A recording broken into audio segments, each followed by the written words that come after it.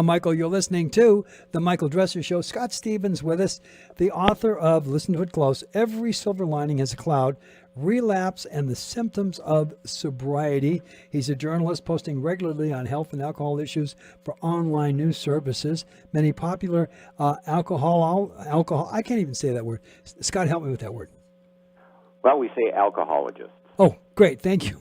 On air and on bookshelves have stellar credentials, but few have had to eat their own cooking. He blends his stunning personal 86-proof 2 liters a day story with a thorough research about alcoholism, sobriety, and relapse and recovery. Scott, hi, welcome to the show. I'm glad to be here, Michael. Thank you for having me. I don't think I could say alcohologist 10 times and fall on my face. Now, let's talk about alcoholism for a moment. Alcoholism in and of itself, and this is from the outside in, I give this to you, Scott. Sure. It's an addiction, from what I understand. I've done interviews about alcoholism for years and years and years. And one of the things that I've learned, and please stop me if I'm wrong, because I'm not there on the firing line with it, but if it's an addiction, you're still going to be addicted after you stop drinking. So wouldn't it be interesting if you could take that addiction and steer it into another direction and make something positive out of it? Right, and you're spot on with that. Addiction, alcoholism in specific, it's a disease, and there isn't a cure at this point. You know, science has been looking for one. It'd be great if there was a shot or a pill that we could all take, and boom, it's gone. But Sure. You can get it into remission. You can move on with your life. You can do great productive things once you have the disease, and as long as you don't introduce alcohol into the body again, you can be a perfectly average member of society. There's no reason, just like having cancer in remission, you can contribute and you can be a great benefit to your family and to your community. Sure, and one of the big problems I think we have today, and I think this would be constant on and on with anybody who's had the problem, is that you got to go all the way down to the bottom before you realize that you need some help and you reach out. And wouldn't it be great if guys like yourself giving the kind of, I don't like the word information, but the wisdom out to be able to handle it where you don't have to go to the bottom to be able to turn around and get some kind of a relief, anticipate it before it happens, but get the value inside of you to go ahead and do it and change your life. Unfortunately, that's correct. A lot of people do have to go to the bottom and bounce off it a few times before they get the message that the alcohol is the problem. And there's a simple issue here at hand with alcoholics, and an alcoholic, when they get to a certain stage, they want to stop drinking but can't. An alcohol abuser can stop but won't, but an alcoholic wants to stop but can't. And when they get to the bottom, or when they begin to seek help, the role of people who have the disease, like myself, is to bring our bottom, our low bottom, up to a level where they're at today, so they can understand, look, hey, you may still have a nice house, 2 cars in the garage, great family. I was there once too, but that if you address what your ailment is today, you don't have to have a low bottom. And where I come from with this book is that a lot of people do get to that point, get to the issue of it being a problem, and they address it. But 9 out of 10 ex-drinkers relapse. 90% relapse rate with this disease. It's known as a relapsing disease. So where every silver lining has a cloud is valuable to these people is to say, look, here are some things to guard yourself against once you stop drinking, because it's not enough to just stop drinking. There's non-alcoholics and many alcoholics alike get to that conclusion. Stop drinking and everything's going to be okay. But this book is geared toward the alcoholics, and especially those around them, that say, that's a great start. Sobriety is a great start, but sobriety is the silver lining to the cloud of alcoholism, but it's not enough to stop drinking. We have to stay diligent to the things that are in our lives to learn how to live a normal life again. One of the things that I heard years ago, which was interesting, which is a little bit of a shock at the same time, there are alcoholics, Scott, that don't know they're alcoholics. And I think there, in and of itself, could be a major problem. How can you tell when you're an alcoholic?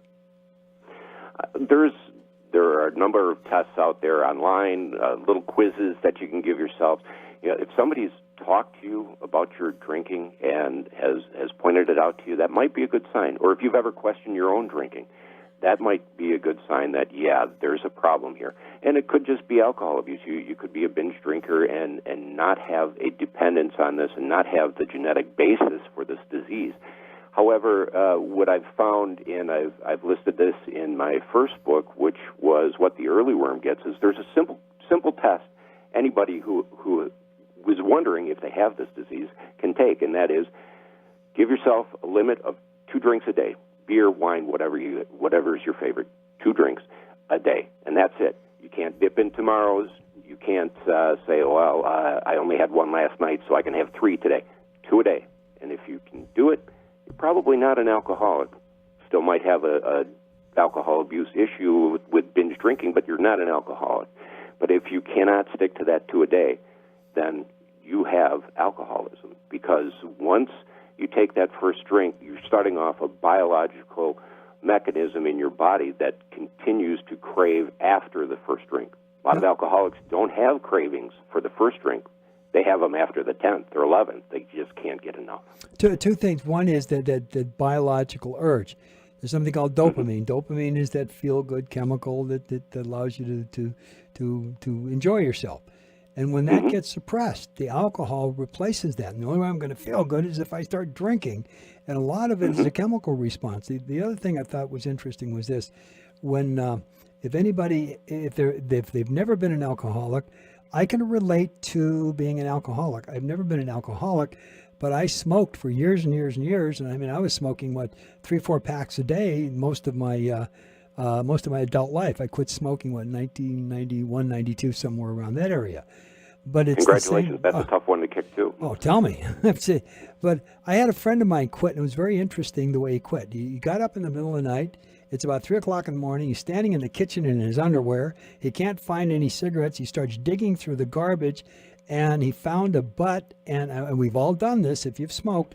And he sat there and he looked at himself. He's sitting in the middle of the kitchen in his underwear, digging for a butt at 3 o'clock in the morning. He said, "This is stupid," and he quit. Mm-hmm. Yeah, that's not right. That's not easy for everybody. No, and you touched on something that's very important with the dopamine, and the component to that is serotonin, and all these neurochemicals.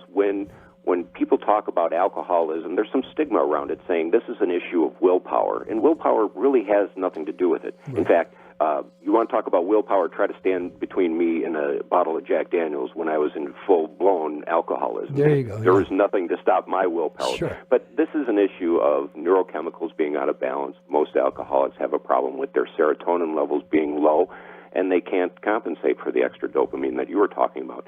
One of the other hormones in your body that a study just last year pointed out, and was the impetus behind this book on relapse and the symptoms of sobriety, was that alcoholics, even years after they've quit drinking, have a high level of the stress hormone in their body, the stress hormone being cortisol. So we've got a high baseline of stress.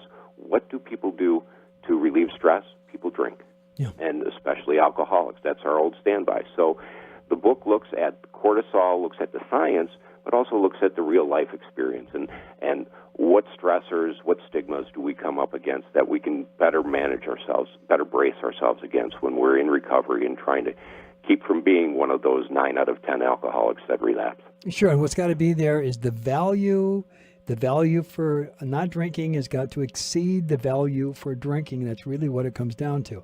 There are so many people who've quit, and that value for quitting, unless they've got something that is meaningful to their life, that value, if they haven't found that, if they haven't hit that objective, there's no telling when they'll go back to alcoholism. And that's what you were alluding to earlier. A lot of people have to have a very low bottom to realize how bad it can get, and that is their motivation to not drinking. I do not want to end up in jail again, or I do not want to lose my family or another job, or just add to the list there. People are afraid of the next bottom being even lower than the last one. But also with what we found in the studies with cortisol is that your level, your trigger level, is much more hair trigger than it would be for an ordinary person or a normal person, even though alcoholics really hate that word normal. But the normal person can bounce off of a lot of stress or bounce off of moderate stress a lot easier and not have the trigger that it would cause for an alcoholic. So that's one of the things that the book looks at is that part of the neurochemical relationship with sobriety. And let's talk money for a moment. And I think one of your talking points here, which I think is earth-shattering, alcohol misuse costs the U.S. $223 billion annually. Lost productivity, incarceration, court costs, health system, etc. And we're talking about we have problems with money and we can't pay our debts. I mean, I wonder how much $223 billion could do for some of the problems that are going on today in this country. Right, and there's an estimate that came out a couple of years ago that said for every dollar that we put into prevention and care of substance use disorders and alcohol use disorders, we get nearly $3 back in the return with increased productivity, et cetera. So there's an outstanding amount of money that is being lost as a result. And it's not just the obvious things that you'd think of. Everybody thinks of drinking and driving. Everybody thinks of cirrhosis of the liver and, this guy's too drunk to work, so he calls in sick. Well, there are other things. The connection between alcohol and cancer is staggering. Cancer or alcohol is the third leading cause of death in the country, and it's also a big burden on the hospital system, the healthcare system. 2 hospital admissions every minute are attributable to alcohol directly. So all put together between lost productivity, the impact on other types of diseases that alcohol can cause, and, of course, the incarceration and the role of social services that have to be called into some of the more severe alcohol cases, it all adds up to a pretty staggering amount. Oh, absolutely, no question about it. And when you come down to it, if you look at these kids, from college, the summer breaks and the whatever, and they're out there and they're drinking and they're having quote unquote the greatest time. I really wonder if it really came down to it, Scott, if they realize what the possibility of life could be for them if they didn't have the tolerance to stop drinking. Mm-hmm.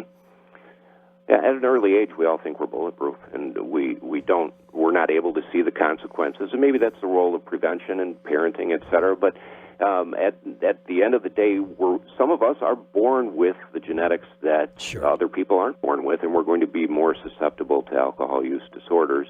And sometimes it does take some unfortunate consequences, illness or death, or it just does take somebody to set them aside and say, this could be a concern for you. No question. Scott Stevens, we're just about out of time. Can we get a website where we can get the information, get your books? I appreciate it. The book, Every Silver Lining Has a Cloud, is available on my website, which is www.alcohologist.com. And on that site, I have an archive of news articles I've produced over the last year, also links to buy the ebook, softcover and hardcover from all the online retailers. And, of course, if you prefer going to your local independent bookstore, that'd be a great idea, too. Dynamite. Hey, thank you so much for joining us. Thank you, Michael. Take care. Bye-bye. You too.